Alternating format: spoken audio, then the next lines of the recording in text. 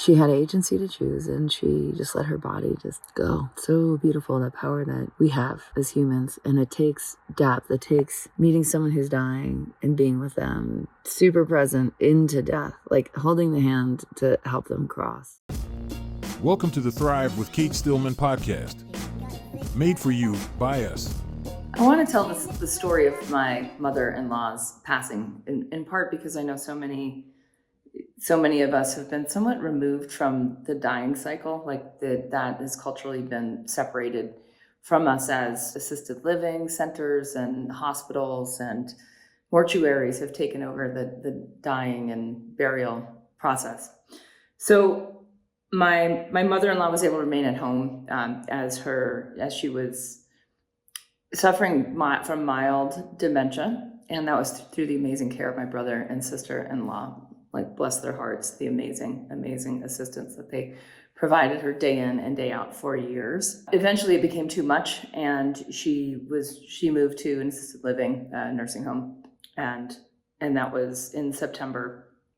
And she increasingly from there was, well, and even over the last year or two, was saying she wanted, as soon as when her husband passed, when my father-in-law passed, I don't know, maybe close to 2 years ago, she wanted to die. Like, pretty soon after that, she started talking about death more. So anyway, she moved into the nursing home last September, so maybe about 4 months ago. And after 3 months there, she needed to move into memory care, which was basically just on the other side of the building. And we went to visit her there. But prior to that, I was hearing stories from my sister-in-laws that my mother-in-law really wanted to die, was just talking about wanting to die. So I called my cousin on the other side and asked her about voluntary assisted death, VAD, this voluntary assisted death, and what some of the protocols were. And my cousin was an expert in it because her mother, my aunt, had chronic pain, just day in and day out, chronic pain, and wanted to die. And so my cousin helped her research ways that she could die. Like, how do we have a humane death? And this voluntary assisted dying it's not well understood. I don't think it's not talked about in a lot of states. Maybe Oregon in the United States is one. In Europe, Switzerland, I guess it's much easier in Western Europe than it is in the United States. I don't know about Canada. But this idea of dying in dignity, dying with agency, dying, being your own agent, being able to choose how and when you die. And I know there's a lot of religious beliefs around there that can really get in the way of someone having agency and someone having dignity in how they die. So I had this impulse, and the reason I'm doing this podcast and the reason I'm recording this is because I know other people have this strong impulse and sometimes just don't have the cousin who's done it, or don't have the resources or the networks or whatnot that I might. And so I had a serious conversation with my cousin and my husband about what the whole process is around voluntary assisted death, and how she and her mother and her friend, they went to Switzerland, and what the whole process was at the facility that they used. The facility they used is called Pegasus. It's online. If you just Google Pegasus in Switzerland, you're going to find it. And so I read as much as I could on their website, the stories, the process, etc. Understood the costs associated, how it all works, and it's very straightforward. If someone is too far gone with dementia, they can't choose it because they're not cognizant enough to be able to volunteer themselves. So I knew that there was this very short window that was closing rapidly, because on the other side of my family, my sister's father-in-law he wanted to die, and he is in memory care, and he's like fit as a fiddle, but his mind is complete mush, and he has a hard time recognizing people, etc. And it's just really sad, because it costs, for anyone who's familiar with these memory care facilities, they are very, very expensive, which can put an enormous financial drain on the family, and you can be stuck in this situation where, how do you help this person do what they want? They want to die, and you can't help them, and it's draining the financial resources. So I knew that there was this window that was closing, and I'm an intense person. And that said, I know all of us have very strong intuition when something's important. And that's really just what it felt like, was my intuition was screaming all the time, like, you need to step up into this conversation and follow your instinct and follow your intuition and see where it goes. And so I followed that. So I sat down with my husband and my daughter, and I let them know that I felt like I was being called to not necessarily interfere or intervene, but to bring my gifts, maybe, of prescience and of having challenging conversations. Those are two things that come quite natural to me, but I also have devoted my career to. And to get their cooperation was what I asked for, to have these conversations with Grandma. And so we drove down to, it was right before Christmas Eve. It was the weekend before Christmas Eve, and we drove down to visit her in memory care. And on the way down, we had a series of conversations about how this might go, and how we might inform Grandma about her choices and her options, and to not take the conversation lightly, and to not go to levity, which so many people do, or go to symptomology or anything, but just to actually go into the depth conversation of the depth. Like, what does she want her death to be like? What are her choices? What does she want to do?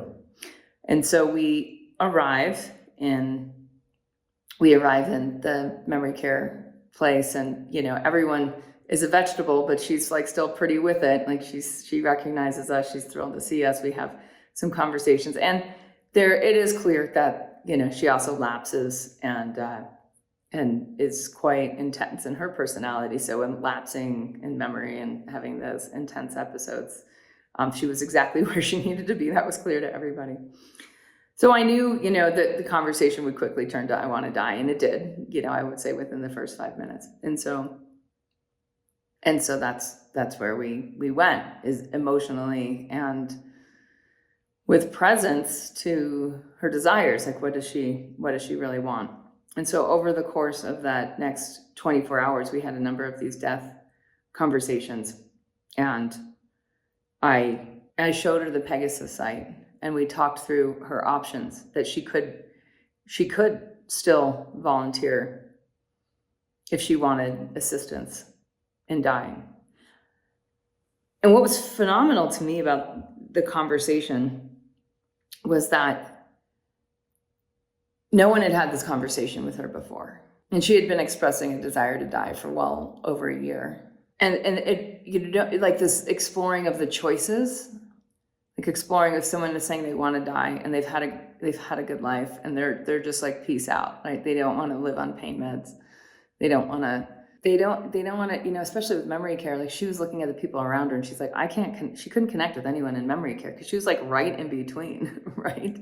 And like increases like, and opposites reduce each other. So if you're in an environment with people that don't have memory, you're going to lose your memory, my guess is, more rapidly. You're going to give up. And so she had, and you could just see the wheels churning. You could see the cognition landing, of seeing her choice was to choose to die, or to slowly or maybe rapidly lose her memory and be in a situation where her body was living, but she couldn't recognize anyone, or she couldn't have conversations with her neighbor. She was a very dynamic, very social, very beautiful woman. And that's part about dying in dignity that I really picked up from the Pegasus website. What does it mean to die in dignity? And what are we doing in these memory care facilities? And why are we doing it? Like, why don't we have voluntary assisted death when people start to enter dementia? Like, what is their quality of life? Like, what is the point? And I don't necessarily want to uncap that whole, because I will try to find some good people to interview on this for the podcast to maybe see a side that I'm not currently seeing. She did not want that. That was clear. And I just wanted the best for her. And so did everyone else. What came up for me was agency, that there's this combination of dignity and agency. And so with agency, this